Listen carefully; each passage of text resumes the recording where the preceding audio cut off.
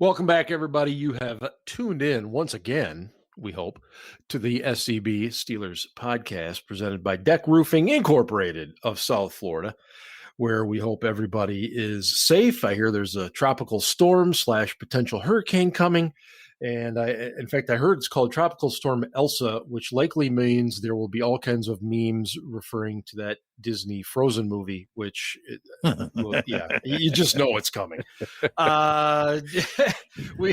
The laughter you hear is from Ben, and we expect Ian to be jumping in at some point. And if he doesn't, well, screw him.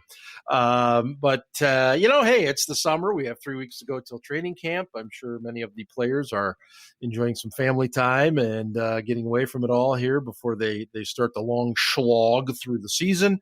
But be that as it may, we are still here for your entertainment. Several things to touch on tonight. And, I don't know how long we'll keep you, but that really doesn't matter. We just get going on stuff. But one of the things, Ben, that we did want to talk about, obviously I would be remiss if I did not ask you what you were drinking tonight. I should get that out of the way first. Yes, perfect timing. What the hell am I drinking? I think I'm drinking pub beer, 10 barrel. It's just lager. Oh, that's very nice. Love a good lager. Yep. Yeah. I did. My friend Nora had your favorite beverage over the weekend here, and it was available. It was a mango White Claw. So I did try that. And it was every bit as bad as I thought it was going to be. It was fucking terrible. So I want to just go ahead and let the listeners know that they don't need to try that. I can tell you from firsthand experience, it's awful. I have to admit, of all the bad beers I've had, I have never had one of these White Claws, Trulies. I've never tasted one. I don't know if I believe that, but all right. Well, no, because they're not. I mean, my daughter drinks them a little bit, but she tends to have a little more like vodka and tequila type things around. So I just haven't, and I'm apparently in no hurry to, based on your comments. Yeah, it's gross. Anyway, I am enjoying the very classic, the very best, just a nice Bell's Two-Hearted Ale tonight. Finally starting to cool off a bit here. I know you guys have been scorching out there. No, the last couple days it's been about 75 and sunny. It's been you're nice. Kidding? You guys broke through it, huh? Yeah, Monday was really weird, and there was a high pressure system. Anyway, long story short, it was really fucking hot. 110? 116, Mark. In Oregon. All-time record. Yes, and we're not used to that here. We can't deal with it. That's like Arizona weather, man. It's like right. I was like, this is why I moved away. What the hell? Yeah. No, I don't think anybody would bemoan any of you for saying, hey, I give up. This is not what we're used to. I don't blame you at all. That's just nuts. But anyway, we're glad you survived that. Couple of things we wanted to touch on tonight. Obviously, a little bit about Kevin Dotson and some of the stuff that appeared in the media earlier this week. Well, yeah, we'll get to that. A couple of thoughts on the offensive line in general, because that is obviously going to be a major talking point from now through the rest of the season. Let's just say that. Hey, let's take a quick minute and be grateful for the fact that we don't have a bunch of players getting arrested, getting pulled over with Uzis, getting arrested for homicides. DUIs, any of the other dumb shit that players are doing right now. A nice, quiet off season. Let's just roll with that and be grateful for it. I'm knocking on wood. I mean, so far so good for the Steelers, and you hope it stays that way. But by the way, did Derek follow up his tweet about the guy that what's his name, Tamarian? No, basically what Derek acknowledged was, this is kind of how you find out about guys. Yeah. There are a whole bunch of guys who Percy Harvin. Okay. I'll give you a perfect example. That guy should have had a Hall of Fame career.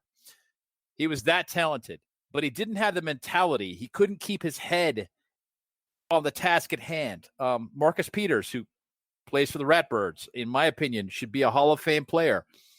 If he was more focused on what was going on right in front of him than all the bullshit around him, he would be that guy. But he's a guy whose head you can get into because he's concerned about the peripheral things and what people are saying around him rather than just what's going on right here, right now. So, I mean, basically, there are plenty of guys that have got the physical ability but don't have either the character, like Tamarian, what's his name? Tamarian Terry. Yes, Terry. And they don't have the character or they don't have the mentality. They're not smart enough to do it and keep focused on the task at hand, and so they can't make it in the NFL. And the way you learn about these guys is by going through the process and scrutinizing them and picking them apart. But yeah, physical talent was never a problem for that guy. He should still be on a roster.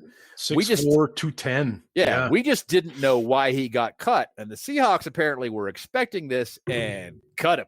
Right. And Derek put out a tweet basically saying, hey, this is a guy I'd love to kick the tires on based on a lot of the things you just said. Yep. And then the other shoe fell. And then the other shoe fell and he got indicted for murder from a 2018 incident. Right. And apparently he's been under investigation for a while. And he had to surrender and maybe go into the pokey. Yeah. So not coming to Pittsburgh, in other words. But yeah, so you're right. It's been a good offseason for the Steelers so far. Let's hope it continues that way. They will, of course, report now in 20 days to training camp, and because they play in the Hall of Fame game against the Cowboys, they get that extra time, and it's we'll get into that, but it's going to be a long preseason. Let's just put it that way. One of the things that you and I and Ian have talked about a lot is for fans to understand what's happening at the quarterback position, because I think there are many that don't get it or don't want to get it. And I alluded to this in Quick Hitters today in the morning article. Dwayne Haskins, who said, I'm sorry. I think it all starts with the fact that fans don't want to believe that Mason Rudolph is the number 2. And I got news for you. He's entrenched. But go on. Yes. You're making your Haskins point. Well, my point is this, that we've talked about the fact the Steelers have essentially said, hey, Dwayne Haskins, we're going to sign you. It's going to be for a minimum. There is no skin off our back if you are terrible or are not a good person and we cut you. We will be out nothing. But if you turn things around, then great. We have spent very little, and then we go from there. But they then when nothing. They've spent literally nothing. Yeah, they signed him to a futures contract. Yeah. That's a futures contract is the same contract that a guy signs when he's on the practice squad all year and he has no shot at making the team next year. Mm-hmm. Mm-hmm. Yeah. So, and then of course they signed Dobbs, bring him back after he was released last year, or he was part of the trade down in Jacksonville, wasn't he? Yeah. So was he? Yeah. At one point, and then he was released by the Jaguars and the Steelers claimed him on waivers.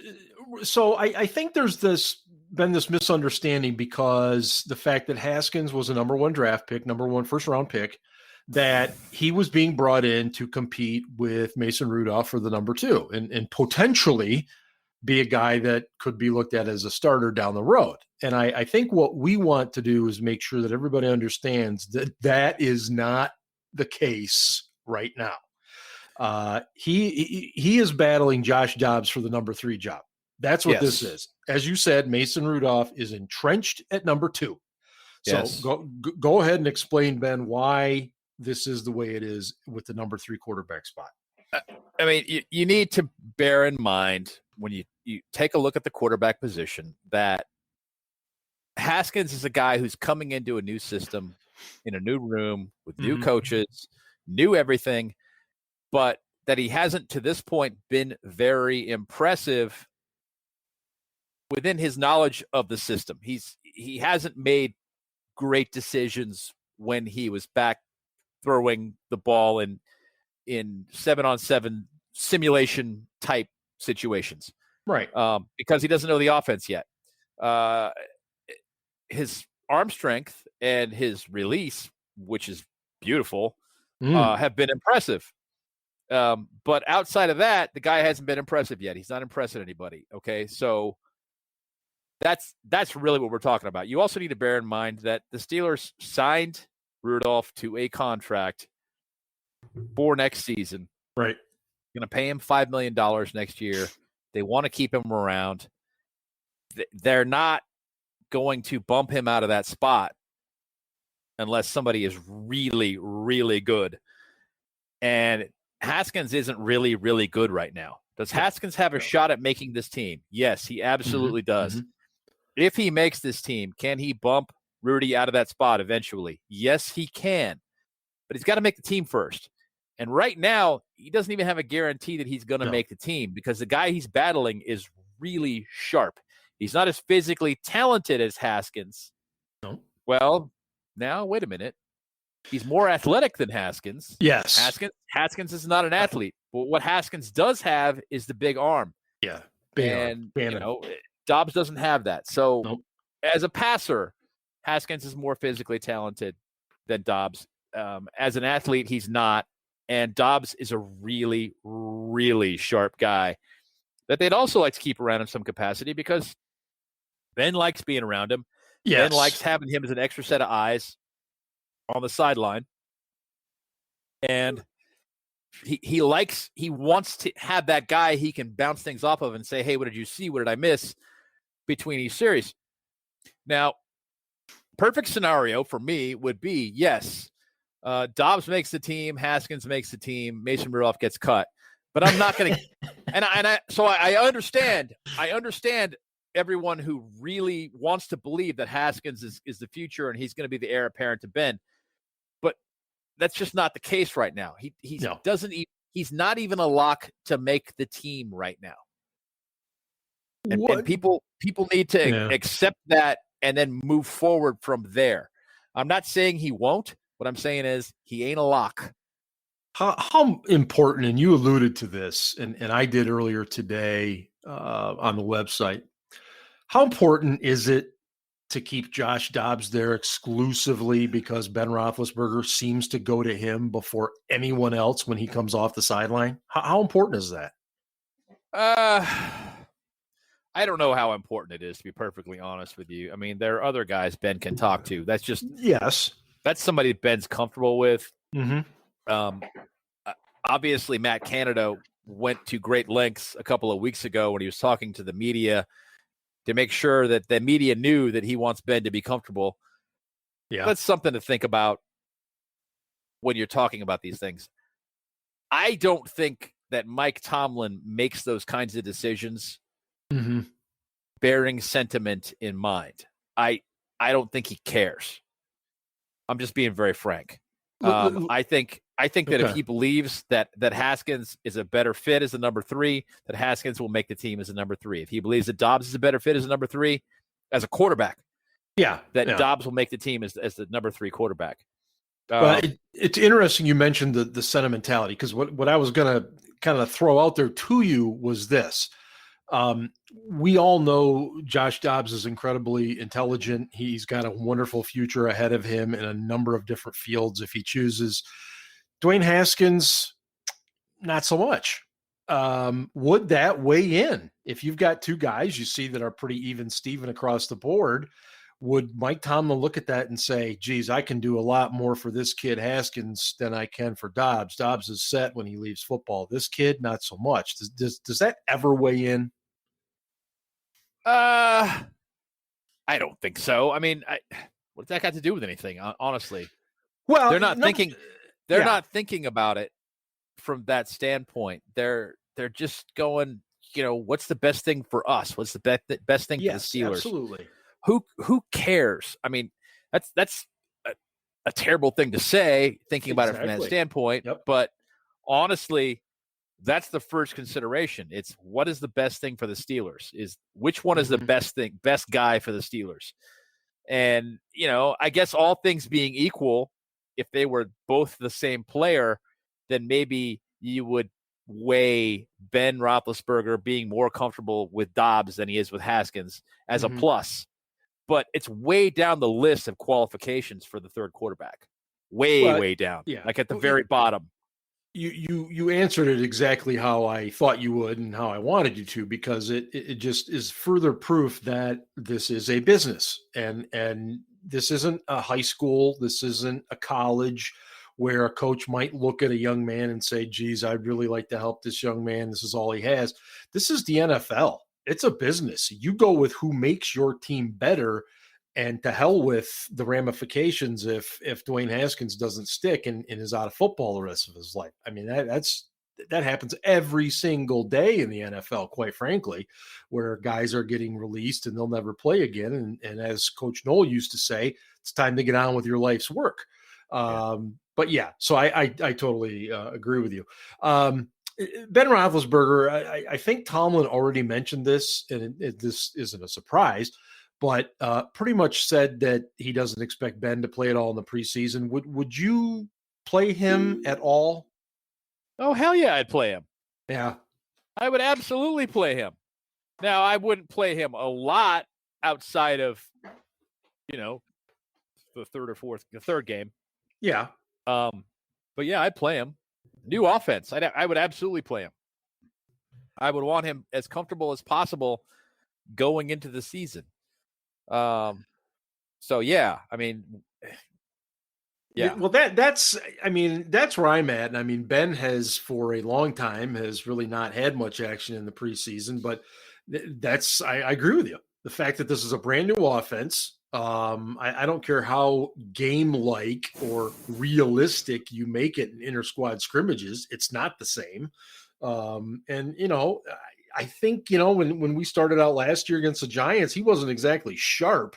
Nope. In that game, and it kind of took that nice catch from Claypool to even get him going. So I would too. I would say risk be damned. I got to get him some reps in meaningful situations, but I don't think we're going to see that. I would like to welcome Ian and his daughter Maggie to the show. Maggie is being very she's not sleeping. And so therefore we're going to give this a shot. And if she gets in our way, we can always have these recordings to tease her when she graduates. Ian, how are you? I'm good. We're also actually coming up very soon on Maggie's 1-year birthday. The anniversary of when she was surprisingly born at home in our bathtub and I caught her. Right. Yes. I forgot about that. An experience I would not recommend to other people. No. I did deliver both my kids, but that was in a hospital setting with plenty of medical supervision. So you win. Probably in a more controlled environment than me on hold with 911. Just flying solo. Absolutely, yes. You win. Ian, we were just talking a little bit about, would you play Ben at all during the preseason this year, or do you just kind of keep doing what you've done and no reps for him? Yeah, I kind of caught the tail end of our Ben's comments, and I think the only thing, if he didn't say it, I will add, is that with an entirely new offensive line in front of him, you A, don't want to risk injury, but B, do need to get them experience working together and getting comfortable with, who's going to call the audibles on the line. Because for a long time, it was Pouncey calling the audibles and relaying the blocking audibles from Ben, and Ramon Foster did it for a long time. Neither of those guys are here anymore. So you do need to work on some of those communications things. So I think we probably will see a couple series out of them at some point in the preseason, maybe even a quarter or so. Probably I guess technically second would be our third preseason game would probably be the time to do it. The other thing though is, on the offensive line, you need to get these guys as many snaps together as possible. So I would not be surprised to see what is our quote unquote starting 5 linemen play like whole halves of some of the preseason games just to get them as many snaps as possible, or even mixing and matching guys together. Start one game with BJ Finney starting at center, start the next game with Kendrick Green at center, move guys around, see what kind of combinations work on those communications things, because this is an entirely new group running an entirely new blocking scheme. And the only way they're going to get better is to get more snaps together. So I know that doesn't help evaluate the depth, but at the same time, if you want to have a decent evaluation of any of our backup skill players, your Anthony McFarland's, your Mason Rudolph's, your Josh Dobbs's, your Dwayne Haskins, you kind of have to play those guys behind some better offensive linemen too, because if they're just playing behind a backup offensive line, how well can you grade how well those running backs are doing, or how well those quarterbacks are doing if they're under pressure the whole time? So there is some of that. We already know Mason sucks. So we do. Okay, that's why I said Josh Dobbs and Dwayne Haskins as well. All right, fair enough. Yes, but more so some of the running backs. Your Anthony McFarland's, things like that. You probably want to get them some snaps behind like starting caliber linemen too. So on that same token, a little bit here, Ben, would you play Najee Harris in the preseason? Oh hell yes! Okay, I would play every rookie. As many snaps as I had available to them, I would absolutely play them. They need to get ready. They need to learn the system. They need to learn the players around them. Absolutely, I would play him. Right. Ian, you as well? Uh-oh. Did I lose Ian already? No, sorry. I muted myself just in case Maggie decided to be loud, and then I had to find the unmute button. The perils of technology. You'd think after a year and a half of being on Zoom calls, I would know where the mute button is, but no. I'm right there with you. Yeah, definitely. You play the rookies in the preseason. Yeah, you have to get them experience and snaps and work out that communication. Yeah. Yeah, no, I agree with you. It's just something that I see rambled about. Oh, he's going to be so important to the team. We can't risk him getting hurt. Hell, walk across the street, you get hit by a bus. I mean, anything can happen, right? He's a running back. He's going to take a ton of hits over the course of 17 games. I don't know how people think he's not going to get used a lot this year. I think he's going to approach 375 touches this year. I would agree with that, and I also think it's going to be fascinating to see how not just Mike Tomlin, but how the other 31 teams. What's the NBA term they've been using? Load management. Load management. Yeah. Will there be something like that with a 17-game schedule? I don't think Tomlin believes in load management when it comes to running backs. I don't either. I know the fans don't want to believe that they're going to burn his wheels off in 5 years, but I'm telling you, they're going to, one. And number two, when young guys come in and they're both young and in tremendous physical condition, Tomlin runs their wheels off. That's just Mike. That's just what he does. He's like, you can handle it, right? Great, get in there, go. You get no argument from me on that. No. Just a reminder that you are, of course, listening to the SCB Steelers Podcast, presented by DEK Roofing, serving Broward and the Southern Palm Beach counties. Whether it's commercial, residential, multifamily, or condos, contact DEK Roofing today by visiting deckroofing.com. Well, hello to you, Maggie. Okay, so earlier in the week, a story broke about Steelers' second-year man, Kevin Dotson. This story came from DK on Pittsburgh Sports, and the gist of it was pretty straightforward. There was some scuttlebutt that coaches were not happy with the summer work that Dotson had put in. In other words, he wasn't in the kind of shape they hoped he was in. Such a load of shit. I just retweeted a picture that Duke Manyweather took of him because he's been training with him all season, off season. Explain who Duke Manyweather is real quick. He's an offensive line coach. Yep. He's basically a professional offensive line coach who works with players in the off season. He also does really good film breakdowns. If you like that kind of thing, we do. We're dorks. And during the draft season, he's a good guy to follow if you like breaking down offensive linemen. He'll kind of teach you how to do it. Anyway, there's a picture of Dotson working out in the gym. The guy looks rocked out, literally. I don't know where this out of shape nonsense comes from. He looks like a defensive lineman, not like a tubby guard. No, he doesn't even look like an offensive lineman. Let's put it this way. Trey Turner is a big fat guy, okay? He's a good guard, but he's a big fat guy. Yeah. Kevin Dotson is not. No. Kevin Dotson is an athletic refrigerator. Yes, that's a very apt description. He is. He's just a mountainous man, and he's in really good shape. So, Ian, what could have happened here? Because, DK, Pittsburgh sports, DK's been around a long time. He's fairly well respected. But, I mean, why would you come out with something like this?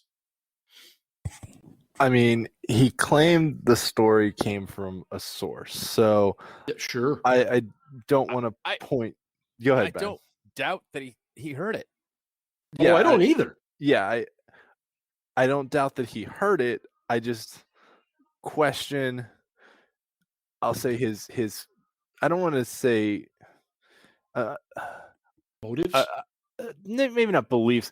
I don't want to say his cognitive dissonance, but like journalistic principles. Yeah, that's a good way to put it, I guess. I didn't want to throw him that far under the bus, but I was going to say, usually most major, media outlets, your Tribs, your Post-Gazettes, things like that, when they write a story, they want you to get 3 quotes. They want you to, substantiate the claims that you make.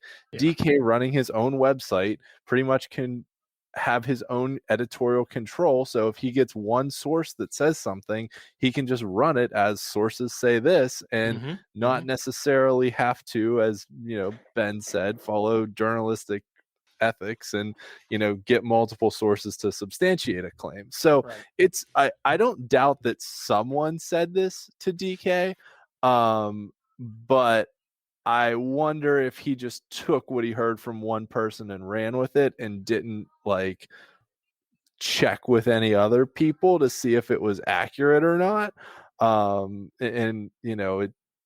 Or even check with Kevin Dotson to be like, hey, I heard this. Is this match what you're hearing from your coaches, or is some of the stuff he said was that DK said was pretty. The Trey Turner stuff, right? The Trey Turner stuff. Yeah, that's what I was getting at. It was, saying that Trey Turner was brought in originally potentially to compete for the left guard spot with Dotson because they were so unhappy with Dotson. Not necessarily any reason due to the DeCastro thing, but because of DeCastro, their hand was kind of forced and they had to sign Turner. So that I have a really hard time believing. Now, it is possible to believe that a guy can be in really good shape, but maybe there was some football technique things that they wanted him to work on that they didn't feel like his hand placement or footwork or something like that was progressing at the rate they wanted to see it. So there may be some small kernels of truth to the story, but he's certainly not out of shape. He's not Le'Veon Bell on a jet ski. Let's put it that way. I don't honestly, looking at the guy, I find it very hard to believe that he's at all out of shape for an offensive lineman. I just don't buy it. And I agree with everything you just said, except that I'm not really buying the guy's out of shape. And second, and this is the thing that really bugs me, DK has 2 guys on staff that are credentialed that cover the Steelers. Yeah. 2. Yep. Okay. One who's there every day in Dale Lally. Yep. He could have asked either one of them what they saw at minicamp and whether or not they thought that he was out of shape. It occurs to me he didn't. He just wrote the story. This is what I was told. This is what I think these guys think. And he ran with it. And basically it was hearsay. And so, I'm surprised. Disappointed's too strong a word, but I'm surprised that he would do it given the fact that he is a professional journalist and has been for a very long time. I do think that Ian's onto something. I think there were comments perhaps made that we thought he'd be doing this better technique-wise. We thought he'd be doing this better. And that suddenly became Well, they're not happy with what he's doing. They're not happy with the current shape that he's in. Shape in this particular usage could have multiple meanings, not just one's physical conditioning, but it could also be, geez, we thought he would look like this, and I just think that's where we are now, is that we need to get articles out there. We need to get the clicks. We need to get the attention. And Ben, I couldn't agree more. Has Dale Lally said anything about it? Because I don't. He hasn't. I don't think he said a word. No, and I don't think he said. And if I were him, I'd try and stay away from it too. I mean, what if you say yes, it's true, you're just defending your boss. Yeah. If you say no, it's not true, then you're throwing your boss under the bus. I mean, effectively. I mean, I know that Lally is supposedly he's editor-in-chief right now, and DK is just the publisher and / reporter. But at the end of the day, DK is the boss. I just don't see anything good from addressing it at all. And so if I were him, I wouldn't. Good point. No, I don't see anything positive coming from it. I would leave it alone. It bugged me. That's all. And I think it's dumb. I'm not in the least concerned about where that guy's play is going to be. I talked to a few people about it. One was very candid with me. He feels like one of the offensive line coaches is trying to establish himself as kind of a hard ass, and maybe said a couple of things that maybe were taken out of context. Yep.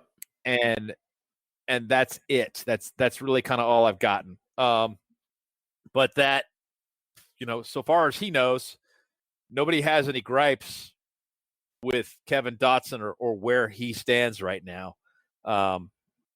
So, and watching the guy play last year as a rookie, just doing things instinctively because they had that bullshit camp and no preseason. I thought he played exceedingly well. He should have been the starter after he went in for Filer, and it should have stayed that way. They never should have made any kind of a switch. But well, no argument for me there. I was disappointed in it. I think it's I understand he's a professional athlete and you got to have your big boy pants on, but I don't really see the whole goal of doing that to the young man who has been nothing but a really good person since he's been in Pittsburgh. And I don't know. It just struck me as really, really odd. And I would agree with your word usage. Disappointed is probably too strong. Shocked or surprised. I think I definitely very surprised. Yeah. Two people I talked to that were at OTAs both told me that he was the best offensive lineman, and it wasn't even close in OTAs. I get it, but it's football and short. Yes, it is, and I'm not really. I'm really going to take all of that with a grain of salt. Definitely. I look at the guy, and I think, okay, it's June, and look at the way he looks right now. Yeah. He looks fantastic as offensive linemen go. I mean, is he Le'Veon Bell from 2017? No. But does he look outstanding? He looks like Stephon Tuitt. Yes. That's a good analogy. Looks like Stephon Tuitt. Yeah. His arms aren't as long, but he's in that kind of condition. He looks like Stephon Tuitt. And I'm telling you, that is no joke, and it ain't easy to get there when you're one of these big guys. He had to have been putting in some work, so I just don't buy the fact that he's out of shape, even cardiovascular, or even from a cardiovascular standpoint. And Duke Manyweather, he literally laughed. He was like, that is hilarious. Because he's been working out with him all summer, all spring. Yeah. And these are, as you said, they're professional offensive line coaches. No different than professional quarterback coaches that a lot of these guys work with in the off seasons. Yes. Deontay Johnson's been working with Route God, who is a big time receivers trainer and coach. This is what you do if you want to be a great player. You hone your craft in the off season. You work at it. And that's what Dotson's been doing.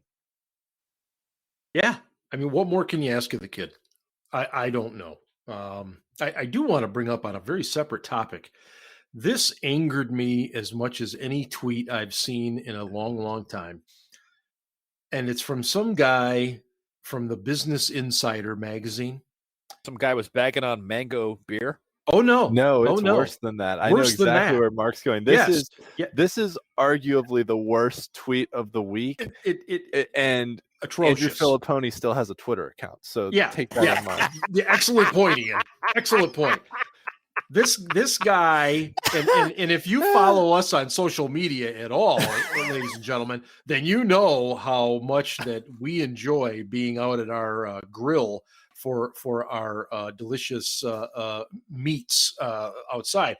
This guy says, your grill is filthy, has poor temperature control, and for some idiot reason has the heating element below the food so fat drips into it and catches fire.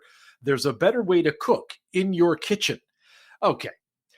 I'm willing to bet this guy has never grilled in his life.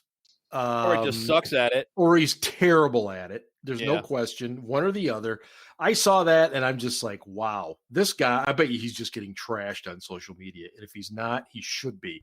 The ratio on that tweet is unbelievable. But yes, and it is, I will say, emblematic of the bigger picture of, these websites out there want clicks, just like we were talking about with DK, right? Yeah, these websites out there want clicks, so they will write an article which is basically, hey, this thing you like actually sucks, just to generate interactions and hate clicks, basically, rather than actually producing content. Right, and look, it's got us talking about it. So mission accomplished. But this is the worst take of the week, and he deserves to be publicly shamed for it. Oh, absolutely, and I hope it continues all week long. One other football-related thing I did, we talked a little bit about the offensive line. Ben, do you see anyone on the current roster that, when we get to that opener in Buffalo, that could be a starter that currently is not? Along the offensive line? Yeah. In other words, bear with me. I would say right now, you're going to have Chooks at left tackle. You're going to have Dotson at left guard. I guess Green or Finney at center. And then you're going to have Trey Turner at right guard and Zach Banner at right tackle. Yeah. Is there anybody on this roster that all of a sudden just blows everybody up and is like, oh my God, this guy's got to be a starter? I mean, do they have that guy on this roster? No. I mean, other than the fact that, like you pointed out a minute ago, center is unsettled. Right. I believe that Kendrick Green will be the starter at center at some point this season. Mm-hmm. Whether or not that's week one, I don't know. We'll see. He's going to have to make a transition, not only to the NFL, but to a new position. In a new scheme, doing some things that maybe, he's capable of doing, but has never been asked to do regularly before. And also be the guy who, calls out the protections. Yeah. Before he snaps the ball. I don't know how we'll see how that's going to work out. I don't know if he's going to be the guy week one. So you got Hassenauer, who sucks. Finney, who is not a good center, and you got Green, who's a question mark at this point. I think, in my opinion, he can be a good center in the future. Mm-hmm. That doesn't mean he's going to be right out of the gate. Right. And people need to bear that in mind. If he's not the starter week one, that doesn't mean he's terrible. It doesn't mean he was a wasted draft pick. It means he's not there yet.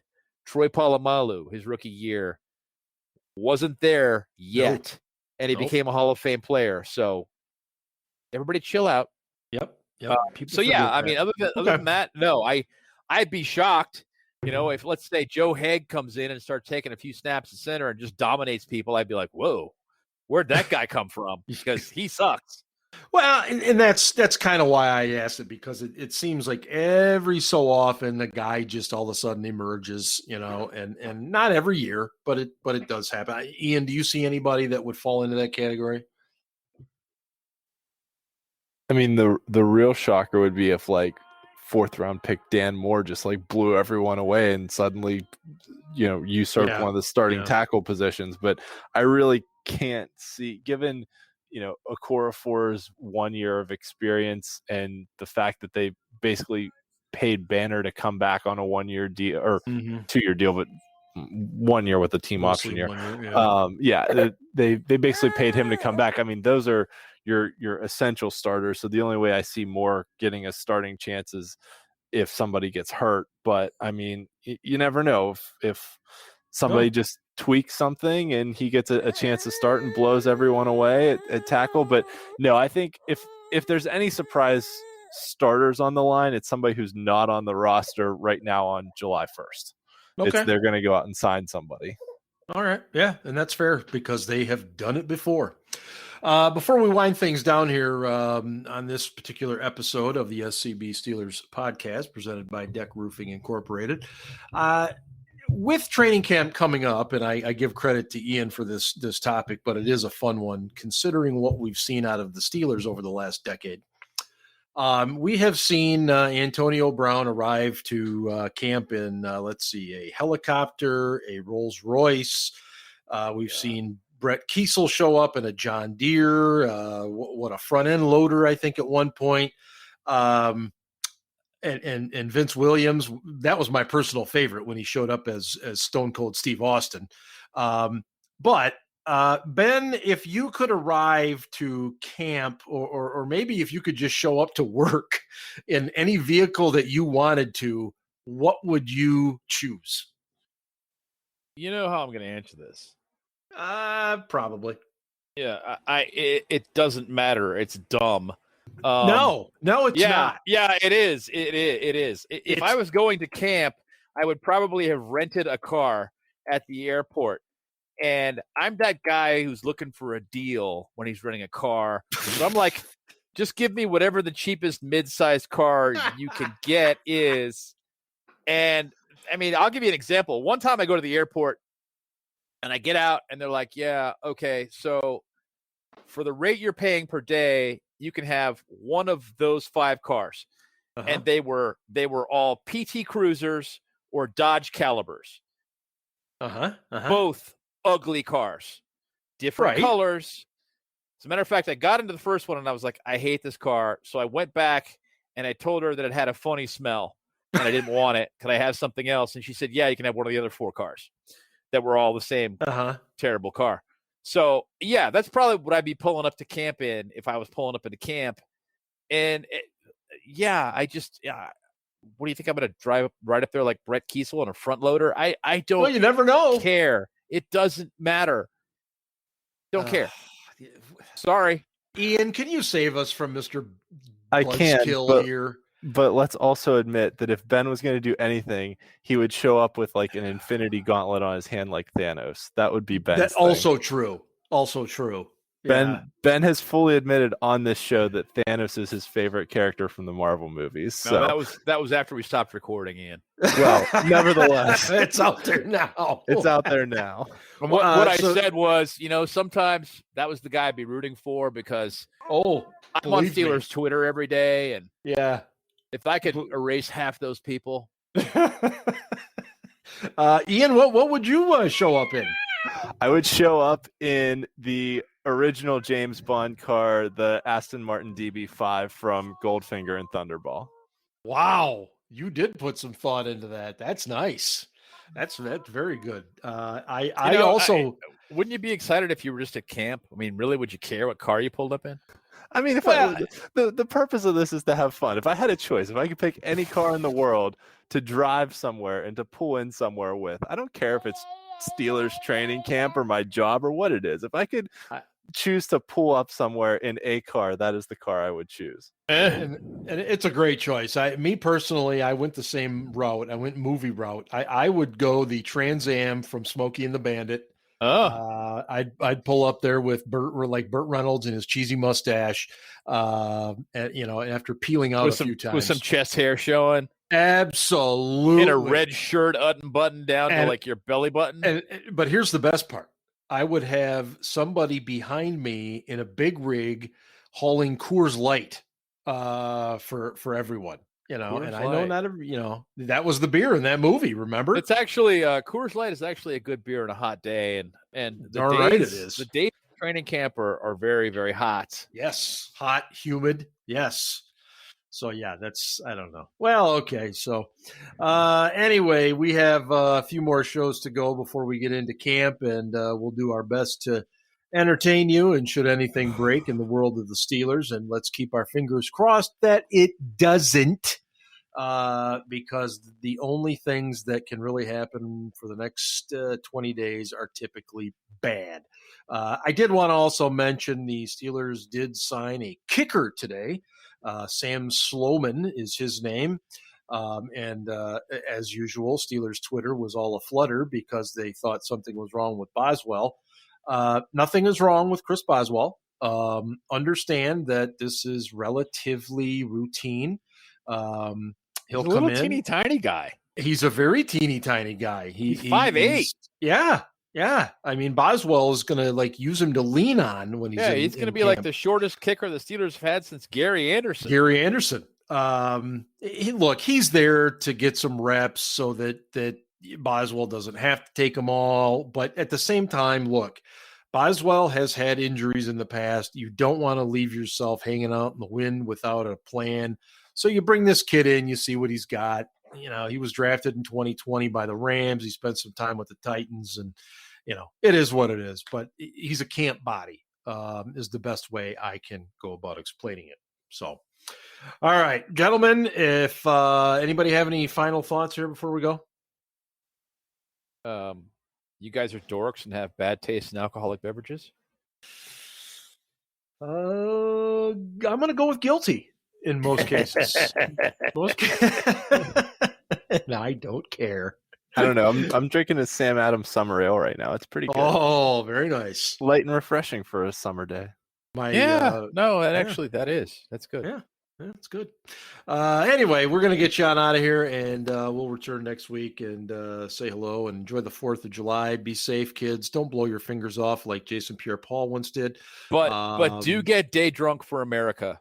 It's your patriotic duty. Yes, it is. And don't forget to shove numerous hot dogs in your pie hole. Damn right. Like Joey Chestnut style. And by the way, if you're vegan, give it up for one day. Do it for America. Eat the bad stuff. Eat the charred meat. Yep. Off of a grill. Damn right. And by the way, I refuse to acknowledge the Nathan's hot dog eating contest. Nobody eats a hot dog by dipping their bun in water. Yeah, what the fuck is that? Yeah, nobody inhales hot dogs either.